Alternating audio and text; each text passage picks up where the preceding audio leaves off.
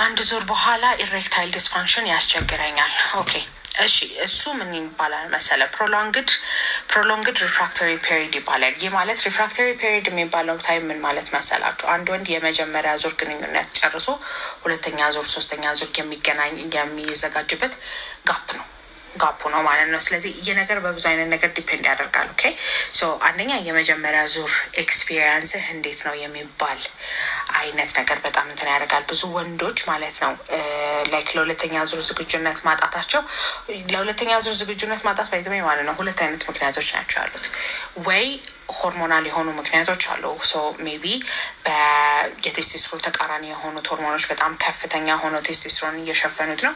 ወይ የቴስቴስትሮን እጥረት አለብህ ወይም የእንቅርት ሆርሞን እጥረት አለብህ። ሶ አንድ ግንኙነት በቃኝ የምትልበት ነገሮች አሉ ማለት ነው። ስለዚህ ሆርሞናል ነው። ሁለተኛ ደግሞ ሳይኮሎጂካል ነው። ብዙ ሰዎች አሁን ለምሳሌ ሁለተኛ ዙር ግንኙነት ታደርጋላችሁ ወይ ብዬ ሁልጊዜ የምጠይቀው ጥያቄ ነው። ኦኬ ሶ ስጠይቅ ማለት ነው አብዛኞቹ በተለይ ደግሞ ባለትዳር የሆኑ ወንዶች ባለትዳር ስትሆኝ ታውቂው የለ ሁለተኛ ዙር ብዙም የተለመደ አይደለም፣ ብዙ የሚለመድ ነገር አይደለም ምናምን ይላሉ። እና አይዶንት ኖ ትዳር ሁለተኛ ዙርን ለምን እንደሚከለከል ሜቢ ሳይኮሎጂካሊ ስትሬንድ ናቸው።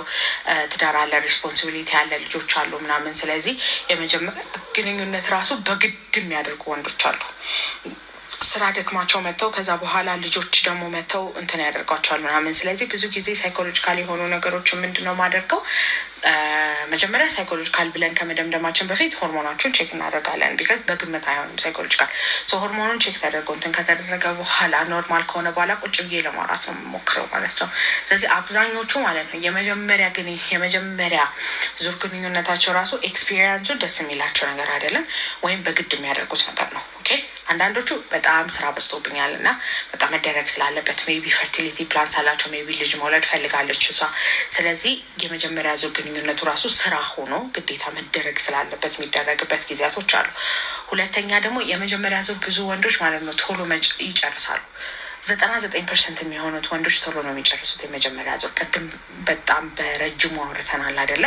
በጣም ቆየ ከተባለ አንድ ወንድ 2.5 ደቂቃ በአማካኝ ቢቆይ ነው የመጀመሪያ ዙር አይደለ? እሱ ነገር አውርተናል። ያ ነገር ችግር የሚመስላቸው ሰዎች አሉ። ኦኬ ኖርማል እንዳልሆነ የሆነ ነገር ችግር አለብኝ በቃ ምናምን የሚባለው ነገር ስላለ ሳይኮሎጂካሊ ሁለተኛ ዙር ላለመጀመር ይሳቀቃሉ፣ ወደኋላ ነው የሚመለሱት፣ በጣም ይሳቀቃሉ ማለት ነው። ኦኬ ስለዚህ ያ ነገራቸው ሳይኮሎጂካሊ ለምን ብዬ ምናምን እና ምን ያደርጋሉ መሰለ ተጠቅልለው ተኝተው ራሱ ሌሊት ላይ ተመልሶ ብልታቸው ይቆማል፣ ግን አይሞክሩም። ቢካዝ ቶሎ ጨርሳለሁ የሚባል ነገር ማለት ነው። ስለዚህ ለዛ ነው ሁል ጊዜ የምናገረው የመጀመሪያ ዙር ቶሎ መጨረስ። ሚስቶችም እዚህ ውስጥ ካላችሁ፣ ባሎችም ካላችሁ የመጀመሪያ ዙር ቶሎ መጨረስ ችግር አይደለም። ኦኬ ስለዚህ ሚስትም ሪያክት የምታደርጊበት ነገር አይደለም፣ ባለም ደግሞ የምደነግጥበት ነገር አይደለም። ስለዚህ ያንን ነገሮች እንትን ማድረግ አለባችሁ ማለት ነው። ስለዚህ ወይ ሆርሞናል ነው ወይ ሳይኮሎጂካል የሆኑ ነገሮች ናቸው። ስለዚህ መተህ ቼክ ተደርገው ሆርሞናል ከሆነ ከመርፌ እስከ ኪኒን ድረስ የምንሰጥ ነገሮች ይኖራሉ። እሱን ነገሮች እናስተካክልልሃለን።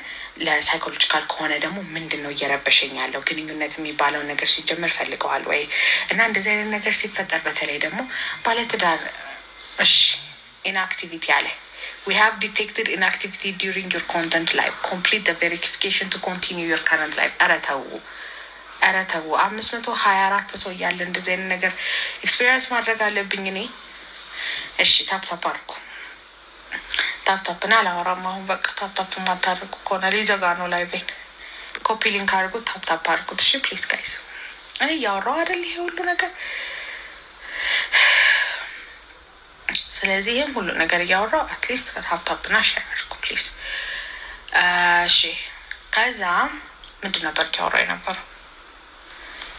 ስለዚህ ለሁለተኛ ዙር ግንኙነትና ምንድነው ማድረገው ባለትዳር የሆኑ ሰዎች ምንድነው ማድረጋቸው መሰለ ዊኬንድ እንዲወጡ ነው ምነግራቸው።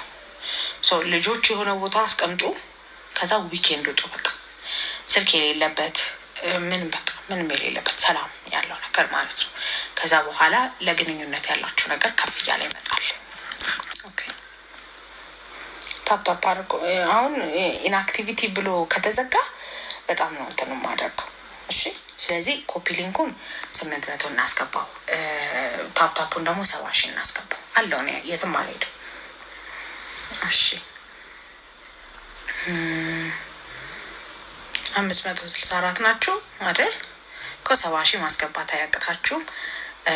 እንትን ኮፒ ሊንኩን ደግሞ 800 የዘ እሺ ዶክተር ስንፈተ ወሲብ ይዞኝ አንድ ቀን ስታስተምሪ ሰምቼ ዴስክሪፕት ሲንድሮም እንደያዘኝ አወቅኩኝ። ከዛ ድኜ ነበር መልሼ የተሳሳትኩ፣ አሁንም ተመለሰብኝ። ኦኬ ዴስክሪፕት ሲንድሮም አይደለማ። ዴስክሪፕት ሲንድሮም ባይ ዘ ዌይ ማለት ነው። ዴስክሪፕት ሲንድሮም ማለት እዛ አካባቢ ያሉትን ነርቮች ስትገላቸው ነው። ኦኬ ሶ ዴይ ኒድ ትሪትመንት። ሶ ብልት በማቆም እንትን ይሄ ሴጋ መምታት በማቆም የሚመለስ ነገር አይደለም። ሶ ዴስክሪፕት ሲንድሮም አይደለም የያዘ እንዴት ነው? ሆርሞናል ኢምባላንስ ነበር ማለት ነው። ስለዚህ ምንድነው ሴጋ በመምታት ጊዜ ፈሳሽ ቶሎ በሚለቀቅበት ጊዜ እንደዚህ አይነት ነገር ስለሚፈጠር ምን ያደርጋል? ፈሳሽ እንትን ሆርሞኖች ይዛባሉ። ስለዚህ ሴጋ መምታቱን ስታቁም እነዛ ሆርሞኖች በራሳቸው በሰውነት እየተመጠጡ ቀነስ ሲሉ ማለት ነው ተመልሶ ብልት ይቆማል። ከዛ በኋላ መልሰህ ደግሞ ሴጋ መምታቱ ስትገባ እንትን ነው። ዴስክሪፕ አይደለም። ዴስክሪፕ ከሆነ በጣም ከባድ ነው። ሴጋ መምታት በማቆም ብቻ ብዙ ጊዜ የሚመለስ አይደለም። አክቹዋሊ የሆነ አይነት ሕክምና ሊያስፈልግ ይችላል ዴስክሪፕ ሲሆን። ኦኬ ሰው እንደዛ ከሆነ ሴጋ አትምታ፣ በቃ ሴጋ አቆም ካደለ ከዛ ተዋል ተመልሶ ከመጣ በቃ አትንካ ይቅርብ። ምርመራ በአንድ ቀን ትጨርሳላችሁ። ህክምናችሁን መታችሁ በአንድ ቀን ትጨርሳላችሁ። ግን እንደ ሁኔታችሁ ክትትል ይኖራችኋል። ኦኬ እንደ ሁኔታችሁ ክትትል ይኖራችኋል። እንደ ላብራቶሪ ውጤታችሁ እንደታዘዘላችሁ መድኃኒት እንደ ሁኔታችሁ ክትትል ይኖራችኋል።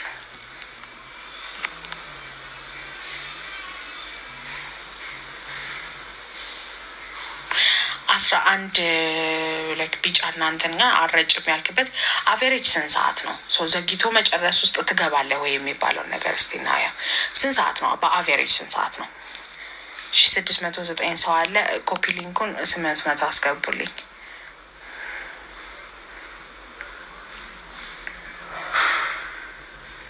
አርባ 45 ደቂቃ ባይተው ዘግይቶ መጨረስ ውስጥ ትገባለህ። 45 ደቂቃ ሲጀመር የምትቋቋመ ሴት ትኖራለች። 45 ደቂቃ ባይተው ዘግይቶ መጨረስ ውስጥ ትገባለህ። ስራ ነው የሚሆነው እኮ አረብስ ነው። 45 ደቂቃ በጣም ከባድ ነው። ተው 45 ደቂቃ ዘግይቶ መጨረስ ውስጥ ገብተሃል። ኦኬ ዘግይቶ መጨረስ ውስጥ ገብተሃል። 45 ደቂቃ 20 ደቂቃ ዘግይቶ መጨረስ ውስጥ ገብታችኋል። ራሱን የቻለ ስንፈተ ወሲብ ነው፣ መታከም አለበት። ውሸት ያለው ማነው? ማንን ነው ውሸት? እኔን ነው።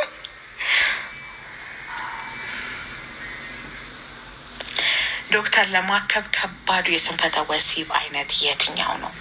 ኦኬ ከሁሉም ከባዱ የብልት አለመቆም ችግር ነው። ግን ከብልት አለመቆም ችግሮች ውስጥ ደግሞ የነርቭ ሲሆን ከባድ ነው። ሌሎቹ ቀላል ናቸው። የነርቭ ሲሆን ይከብዳል።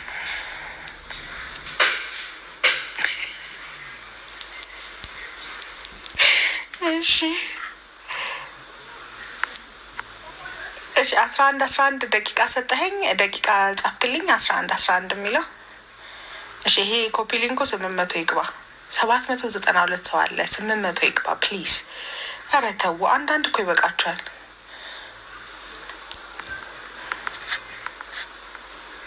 45 እስከ 50 በጣም ረጅም ነው። 11 በጣም ረጅም ነው። በጣም ቬሪ ቬሪ ረጅም እና ተው ቼክ ተደረገው። ምክንያቱ ምንድን ነው የሚባለው ነገር ቼክ ተደረገው። ኦኬ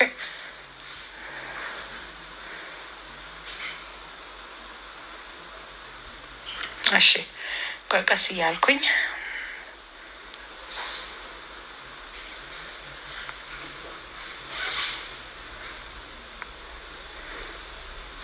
እሺ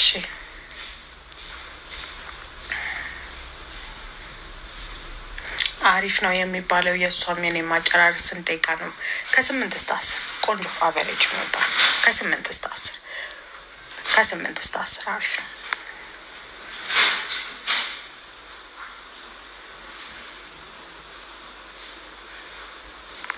ብላክማን መታከም ትችላለህ። ቀጠሮ አሲስ ደውለህ የስ አሁን ነው አክቲቪቲ ማለት የስ ኮፒ ሊንኩም ታፕታፕ ምሽ እየሰማችሁኝ 887 ሰዎች አላችሁ። እዚህ እያወራው ነው። ስለዚህ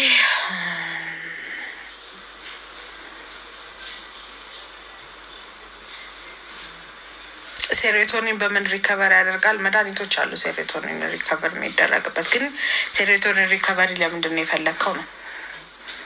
ለምንድን ነው የፈለግከው ነው?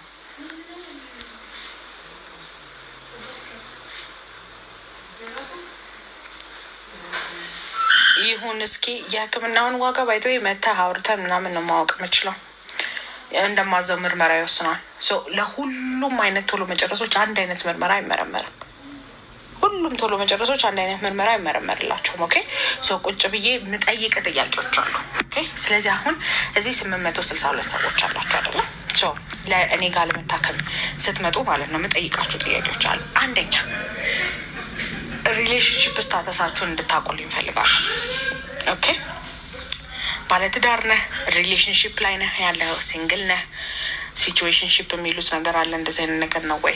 ፍሬንድስ ዊዝ ቤኔፊትስ ያላቸው ሁሉ አሉ። ስለዚህ እነዚህ ነገሮችን በደንብ ታስተውሉልኛላችሁ። ሁለተኛ ለመጨረሻ ጊዜ ቢሮዬ ከመምጣት በፊት ለመጨረሻ ጊዜ ግንኙነት ያደረክበትን ሰዓት ማወቅ እፈልጋለሁ። ለስንፈተ ወሲብ ህክምና ስትመጣ ማለት ነው የመጨረሻ ግንኙነት ከ6 ወር ማብለጥ የለበትም። ባለፉት 6 ወራት መሆን አለበት ለመታከም ሲጀምር። ካልሆነ ግንኙነት መልስ አድርግ ብዬ ነው ከቢሮ ማስወጣ ማለት ነው። መልሰ ግንኙነት ማድረግ አለበት። ሪሰንት የሆነ ነገር ፈልጋለሁ። ስለዚህ ኢን ፓስት 6 months ያላችሁን ኤክስፔሪንስ ማወቅ ፈልጋለሁ። አንዳንድ ሰዎች ችግር አለብኝ ምናምን ይሉና ማለት ነው የመጨረሻ ግንኙነት መቼ ነው ያደረጋችሁት ስል 2 ዓመት በፊት ይሉኛል። ከ2 ዓመት በፊት ባለ ነገር ማለት ነው ዛሬ ህክምና መስጠት አንችልም። አሁን ያላቸውን ከረንት ስታተስ ማወቅ አለብኝ። ስለዚህ ባለፉት 6 ወራት ግንኙነት ማድረግ አለባቸው። ባለፉት 6 ወራት ግንኙነት ሳታደርጉ እኔ ጋር ለመታከም የምትመጡ ከሆነ ቢያንስ ከመምጣት የሆነ ጊዜ ላይ ግንኙነት አድርጋችሁ መምጣት አለባችሁ ማለት ነው። ኦኬ 3ኛ ስፖርት የአካል ብቃት እንቅስቃሴ ታደርጋላችሁ የሚባለውን ነገር በጣም ማወቅ ፈልጋለሁ። ምን አይነት ስፖርት ነው የምትሰሩት? በሳምንት ስንቴ ነው የምትሰሩት? ጂም ውስጥ ነው የምትሰሩት ወይስ ቤት ውስጥ ነው የምትሰሩት? እና አንዳንድ ሰዎች ደግሞ ስራ ማይሰሩ ይሄ ስፖርት ማይሰሩ ሰዎች አሉ፣ ግን ስራቸው ደግሞ በደንብ የሚያንቀሳቀሳቸው ሰዎች አሉ። ኮንትራክተሮች፣ ግንበኞች ምናምን እንደዚህ በጣም እንቅስቃሴ የሚያስፈልገው ሰዎች አሉ። ቢሮ ውስጥ ነው የምትሰሩት ወይስ እንቅስቃሴ አለው ወይ የሚባለውን ነገር ማውራት አለብን ማለት ነው። 3ኛ ደግሞ አመጋገባችሁ በጣም ይወስነዋል። ኦኬ ወደ ስጋ ያዘነበለ አመጋገብ ነው ወይ ያላችሁ ወይስ ወደ አትክልት ያዘነበለ አመጋገብ ነው ያላችሁ? ብዙ ሰዎች ወደ አትክልት ያዘነበለ ለአመጋገብ ያላቸው ለቫይታሚን ዲ ለቴስቴስትሮን እጥረት ሞር ፕሮን ናቸው። ስለዚህ ወደ እሱ ላብራቶሪ ወደ ማዘዙ እንትንላለው ማለት ነው። በጣም ስጋ የሚያዘወትሩ ቂቤ ነገር የሚያዘወትሩ ምናምን ሆነው እድሜያቸው ከፍ ብሎ ከዛ በኋላ ደግሞ የብልት አለመቆም ችግር ካለባቸው ኮሌስትሮልን ወደ መመርመሩ ትንሽ ዘንበልላለው ማለት ነው። ስለዚህ አመጋገባችሁን አያለሁ። ከዛ በኋላ 4ኛ ደግሞ መጠጥ፣ ሲጋራ፣ ጫት ትጠቀማላችሁ ወይ ማንኛውም አይነት አደንዛዥ እጾች ትጠቀማላችሁ የሚባለውን ነገር ማወቅ አለብኝ። ጫት የምትቅሙ ሰዎች አንደኛ ደም ስር ላይ ጉዳት እየፈጠራችሁ ነው። 2ኛ ሆርሞን እያዛባችሁ ነው። አልኮል የምትጠጡ ሰዎች አሁንም ደም ስር ላይ ኢፌክት እያመጣችሁ ነው። 2ኛ ደግሞ ሆርሞን እያዛባችሁ ነው። ሲጋራ የምታጨሱ ሰዎች ደም ስር ላይ ኢፌክት እያመጣችሁ ነው። አደንዛዥ እጽ የምትጠቀሙ ደግሞ ብልት አካባቢ ያሉትን ደም ስሮች እየጎዳችሁ ነው። እነዛ ነገሮች በትክክል ማወቅ አለብኝ ማለት ነው። ምንድን ነው ያለው ችግር የሚባለው ነገር ትንሽ ሴንስ ይሰጠኛል። ኦኬ ያለው ላይፍ ስታይል ምንድን ነው የሚባለው ነገር ማለት ነው። 4ኛ በቋሚነት የምትወስዱት ማንኛውም አይነት መድኃኒት ማወቅ ፈልጋለሁ ማለት ነው። ስለዚህ በተለይ እድሜያችሁ ከፍ ብሎ ማለት ነው የስኳር፣ የኮሌስትሮል፣ የደም ግፊት ብዙ አይነት መድኃኒቶች የምትወስዱ ሰዎች ካላችሁ እነሱን ነገሮች በደንብ አድርጋችሁ አውቃችሁ ላይ እንድትመጡ ፈልጋለሁ። የእድሜ ማራዘሚያ ትወስዳላችሁ ወይ? ማንኛውም አይነት መድኃኒቶች የአስም መድኃኒቶች ትወስዳላችሁ ወይ? በጣም ኮመንሊ እና በቋሚነት የሚወሰዱ መድኃኒቶች አሉ። እነሱ የምትወስዱ ከሆነ ስሙን በቀን ስንቴ እንደምትወስዱና ስንት ሚሊግራም እንደምትወስዱ መታወቅ አለበት። ማለትም አሁን ለደም ግፊት የምትወስዱ መድኃኒቶችን ማወቅ ያለብኝ ለደም ግፊት የሚወሰዱ መድኃኒቶች ሆነው የብልት አለመቆም ችግርን እንደ ሳይድ ኢፌክት አድርገው የያዙ መድኃኒቶች አሉ። ስለዚህ አሁን ኤችሲቲ የሚባለው መድኃኒት ወይም ሃይድሮክሎሮት 20 በ12.5 በ25 ሚሊግራም በምትወስዱ ሰዎች በራሱ የብልት አለመቆም ችግር የሚያመጣ አይነት መድኃኒት ነው። ስለዚህ ምን እናደርጋለን? ለብልት አለመቆም ችግር ቶታሊ ህክምና ምናምን ከመጀመራችን በፊት እሱን መድኃኒት ቀይረን ማለት ነው ለ1 ወር ለ2 ወር ቼንጁን እናየዋለን ማለት ነው። ስለዚህ የደም ግፊት መድኃኒታቸው የሚቀየርበት ሲቹዌሽኖች ሊፈጠር ይችላል። ከዛ በኋላ እነዚህ መድኃኒቶች የምትወስዱ ከሆነ መቼ ነው የጀመራችሁት፣ ለስንት ጊዜ ነው የወሰዳችሁት የሚባለውን ነገር ማወቅ አለብኝ። መሀል ላይ ታቋርጡታላችሁ ወይ የሚባለውን ነገር ማወቅ አለብኝ። ከዛ በኋላ ደግሞ በቋሚነት የምትወስዱት መድኃኒቶች ያለባችሁ ችግር ክትትል አላችሁ ወይ፣ የስንት ጊዜ ነው የምትከታተሉት እና ክትትላችሁ ላይ ማንኛውም አይነት አብኖርማል የሆነ ነገር ነበረ ወይ የሚባለውን ነገር ማወቅ አለብኝ ማለት ነው። ከዛ በማንኛውም ጉዳይ ከዚህ በፊት ሰርጀሪ ብልት አካባቢ ተሰርታችኋል ወይ፣ ማለትም የዘር ፍሬ ወደ ታች ላይወርድ ይችላል፣ ለሱ ተሰርታችኋል ወይ፣ ብልት አካባቢ ያሉ እብጠቶች ወይም ማንኛውም አይነት ነገሮች ነበሩ ወይ፣ እዛ አካባቢ ተሰርታችኋል ወይ፣ ማንኛውም አይነት ብልት አካባቢ የተሰሩ ሰርጀሪዎች ማወቅ አለብኝ ማለት ነው። እዛ አካባቢ በሌላ ምክንያት ሰው በብልት አለመቆም ችግር ምክንያት ሳይሆን በሌላ ምክንያት ነርቭ ተነክቶ ይሆናል የዛን ሰሞን፣ ጡንቻ አካባቢ የዛን ሰሞን እንደዛ አይነት ችግሮች ሊፈጠሩ ይችላሉ። ስለዚህ ብልት አካባቢ ያለ ነገር ሰው አደጋ ደርሶባችሁ ሊሆን ይችላል፣ ዘር ፍሬያችሁ ሳይወርድ ሊሆን ይችላል፣ ብልት አካባቢ የተለያዩ ደም ቋጥሮ ውሃ ቋጥሮ እሱን ለማውጣት ሊሆን ይችላል። እንደዛ አይነት ነገር እንትን ሊደረግ ይችላል። ከዛ በኋላ ደግሞ ቶሎ መጨረሳችሁን ወይም የብልት አለመቆም ችግራችሁን ለራሳችሁ ለማከም የምትጠቀሙት ነገሮች አሉ ወይ? ቫያግራ የምታዘወትሩ አይነት ሰዎች ናቸው ወይ? ዲሌይ ስፕሬ የምትጠቀሙ ናቸው ወይ? የባህላዊ ሕክምናዎች ተጠቅማችኋል የሚባሉትን ነገሮች እናወራለን ማለት ነው። ከዛ በኋላ ቀጥታ የምጠይቃችሁ ማስተርቤሽን ነው። የስጋ መምታት ልምድ ነበራችሁ ወይ በፊት? አሁን አላችሁ ወይ? ያላችሁበት ነገር ነው ወይ? ከዛ አሁን ያላችሁበት ነገር ከሆነ በፊት የነበረባችሁ ነገር ከሆነ ሱስ አይነት ደረጃ የደረሰ ነው ወይ? በየቀኑ ነበር ወይ ያ ነገር የነበረው? መች ነው ያቆማችሁት የሚባለው? አሁን ያላችሁበት ነገር ደግሞ ከሆነ በየቀኑ ነው ወይ የምትመቱት? በቀን ስንት ጊዜ ነው የምትመቱት የሚባለው ነገር ኢንፎርሜሽኑን ይዛችሁልኝ ትመጣላችሁ ማለት ነው። ይሄ ሁሉን ነገር ጠይቂያችሁ ነው ላብራቶሪ ማዘው። ላቅ አልችልም ማዘውን ላብራቶሪ ይለያያል እስከ ሰው አይ ቲንክ ያስረዳው መሰለኝ ይሄ ነገር። እሺ እስቲ ታፕታፑን 90,000 እናስገባው፣ ኮፒ ሊንኩን 900 እናስገባው፣ 950 እናስገባው። ሊዘጋብኝ ነው ይሄ ነገር። 464 ሰው አለ። ተው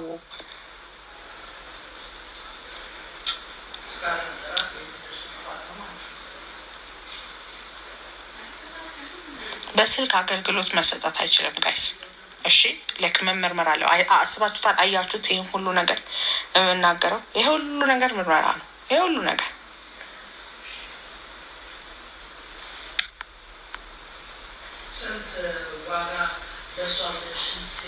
ቱኤም ምንድን ነው? ኢትዮ ሊሪክስ 2 ሚሊዮን ነው፣ 2 ሚሊዮን ብር ነው። እዚህ ሀገር የለም እሱ ሕክምና።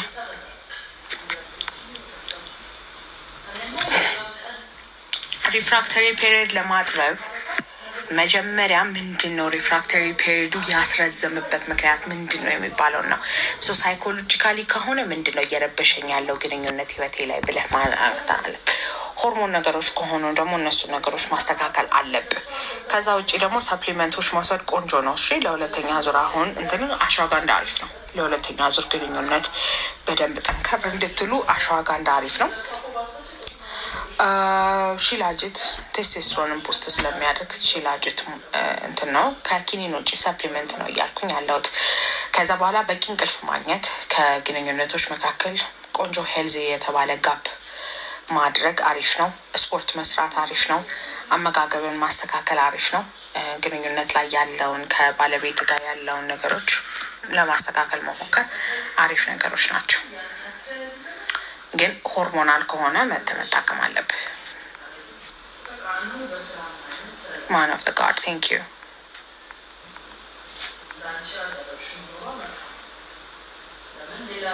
ምንድን ነው ሄሉ መሀመድ ጀማል ምን እያለህንሽ እንደሆነ አላውቅም። ኢትዮ ሊሪክስ ላይ የትኛው ሕክምና ነው እየጠየከኝ ያለኸው? አሽዋጋንዳ አወሳሰዱ ባይዘይ ማለት ነው። አንደኛ አሽዋጋንዳ ስትወስዱ መጠቀቅ ያለባችሁ ነገሮች አሉ። አንደኛ አሽዋጋንዳ ኤነርጂያችሁን ቡስት ያደርገዋል። ኤነርጂያችሁን ቡስት ያደርገዋል። ይሄ ነገር 950 አልገባም፣ 950 አልገባም። ኮፒ ሊንኩ እንትኑን 90,000 ያደረሳችሁት አንበሶች። ይሄኛው ግን ኮፒ ሊንኩ አልገባም። አሁን ባይዘይ ኢንአክቲቪቲ ካለኝ ያስወጣኛል። ቀጥታ ነው የሚያስወጣኝ። እኔ አይደለም ይዘጋዋል እሱ ራሱ። እሺ ሶ አሽዋጋንዳ በምትወስዱበት ጊዜ አንደኛ መጠንቀቅ ያለባችሁ ነገሮች አሉ። ኦኬ በመጀመሪያ አሽዋጋንዳ ከመጀመራችሁ በፊት መመርመር አለባችሁ። ሶ የእንቅርት ሆርሞናችሁ ከፍተኛ ከሆነ አሽዋጋንዳ መውሰድ አይመከርም። ኦኬ እንትን ምንድነው ስሙ ከዛ ውጭ ብዙ የሚከለክላችሁ ነገር የለም። ለሴት የምታጠባና እርጉዝ ከሆነች መውሰድ አትችልም። ለወንዶች ግን የእንቅርት ሆርሞናችሁ ከፍተኛ ከሆነ መውሰድ አትችሉም። ኦኬ መውሰድ አትችሉም። ማንኛውም አይነት የእንቅርት ሆርሞን ችግር ካለባችሁ አሽዋጋንዳ መውሰድ አትችሉም።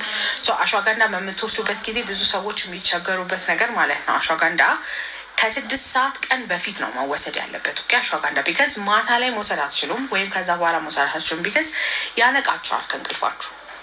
ኦኬ አክቲቬት ነው የሚያደርገው፣ በጣም ኤነርጂያችሁን ነው ቡስት የሚያደርገው፣ ምን ያደርጋችኋል። ስለዚህ ከ6 ሰዓት በኋላ እንቅልፍ የማንቃት አይነት ነገር ስላለው ከ6 ሰዓት በፊት ወይ ጠዋት ቁርስ ከበላችሁ በኋላ ወይም ምሳ ሰዓት አካባቢ ነው መውሰድ ያለባችሁ ማለት ነው፣ ኦቨር ኢፌክቱ እንዲጠፋ።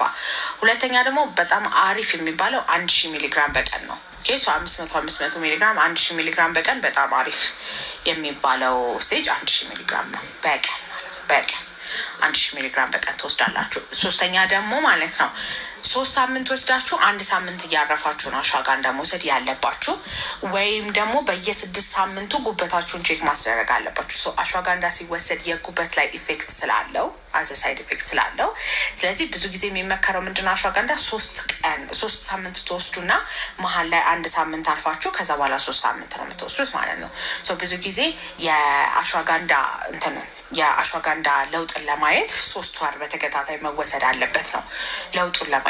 እንቅልፍ የመበጥበጥ አይነት ነገር ካላችሁ፣ ቴስቴስትሮናችሁ አነስተኛ ከሆነ፣ ስኳር ለመቀነስ በጣም እንትን ከሆናችሁ፣ በጣም ኪሏችሁ ከፍ እያለ እሱን ለመቀነስ፣ ኮርቲሶል እና ሌሎች ሆርሞኖችን ባላንሶች ምናምን ካሉ አሽዋጋንዳ በጣም ቆንጆ የሆነ ነገር ነው እና እሱ በጣም ይቀንሳል፣ በጣም ለውጥ አለው ማለት ነው።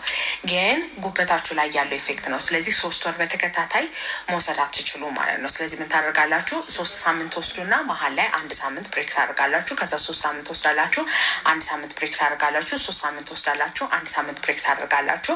ከዛ መሀል ላይ የዘለላችሁትን 3 ሳምንቶች ደግሞ አጠራቅማችሁ አንድ ላይ ትወስዳላችሁ ማለት ነው። ስለዚህ 3 ወር የሚባለው እንዴት ነው የምታደርጉት? 3 ወር የሚባለው ምን ታደርጋላችሁ? 4-3 ሳምንታት ነው የምትወስዱት ማለት ነው። ስለዚህ 4-3 ሳምንታት ስንት ነው የሚሆነው? 12 ሳምንት ነው የሚሆነው። ተከታታዩን ብትወስዱት 3 ወር 12 ሳምንት ነው። ግን መሀል ላይ ጉበታችሁ ማለት ነው ብሬክ ያገኛል ማለት ነው። ስለዚህ 3 ሳምንት ወስዳላችሁ፣ 1 ሳምንት አርፋላችሁ፣ 3 ሳምንት ወስዳላችሁ፣ 1 ሳምንት አርፋላችሁ። ከዛ በኋላ 3ኛ ሳምንቱን 3 ሳምንት ወስዳላችሁ፣ 1 ሳምንት አርፉና ከዛ በኋላ መሀል ላይ ያረፋችሁት 3 ሳምንቶች አሉ አይደለም፣ መጨረሻ ላይ አንድ ላይ ትወስዱታላችሁ ማለት ነው። አሽዋጋንዳ አንድ ላይ ስትገዙ የ3 ወር ዶዝ ነው የምትገዙት። የ3 ወር ዶዝ ነው የሚደረገው። ስለዚህ እንደዛ አድርጋችሁ ጉበታችሁ ያርፋል። ኦኬ አሽዋጋንዳው ከሰውነታችሁ ጋር ሲሚሌት ያደርጋል። ለውጣችሁን በደንብ እያያችሁበት ትሄዳላችሁ። ግን ጉበታችሁን ሳትጎዱ ትጨርሳላችሁ ማለት ነው። ስፖርተኛ ምናምን የሆናችሁ ሰዎች ተከታታይ ልትወስዱ ትችላላችሁ። እንደዛ የምትወስዱ ከሆነ ግን በየወሩ ጉበታችሁን ቼክ ማስደረግ እንዳትረሱ። ዩ ሃቭ ቱ ቼክ ዮር ጉበት ግዴታ ነው እሱ። የስ 1000 አስገባችሁት። እንደዛ ነው። እሺ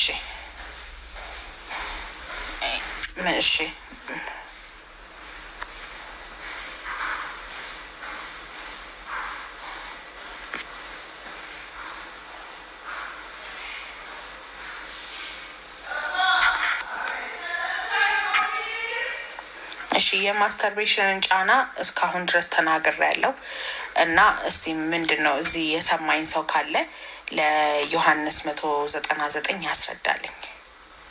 የሰማኝ ካለ እስቲ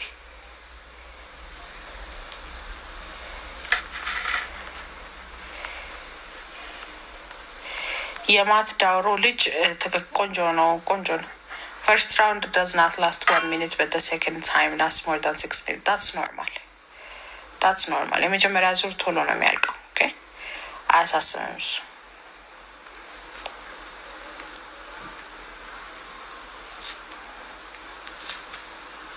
ዳጊ ብሩክ ላይክ ይቆማል፣ ከዛ ብልት ጋር ስደርስ ይልፈሰፈሳል። ሳይኮሎጂካል ነው።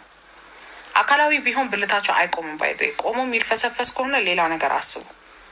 ኦኬ ምንድን ነው ያስፈራ ያለው የሚባለው ነገር ማሰብ አለብን።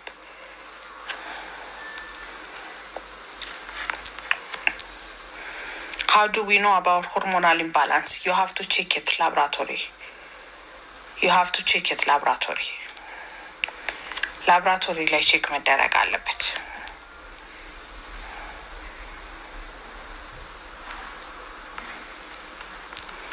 ብዙ ጊዜ ጉበት ምልክት አይሰጥም ባይዘ አሁን በየቀኑ አልኮል ምናምን የሚጠጡ ክላይንቶች ይመጣሉ። በየቀኑ ላይክ ዴይሊ ቢራ የሚጠጡ አልኮል የሚጠጡ ምናምን ይመጣሉ። ከዛ በኋላ ቼክ ይደረጋሉ። ቼክ ሲደረጉ ጉበታቸው ላይ ችግር እንዳለ ምልክት እያሳየ እንደሆነ ያሳያል። ግን አካላዊ አይነት ማንኛውም የጉበት ህመም ብላችሁ የምታስቡትን እንትኖች ብትጠይቋቸው ምልክቶች አያዩትም። ስለዚህ ጉበት ምልክት የሚያሳየው ማለት ነው ላስት ስቴጅ ላይ ሲደርስ ነው።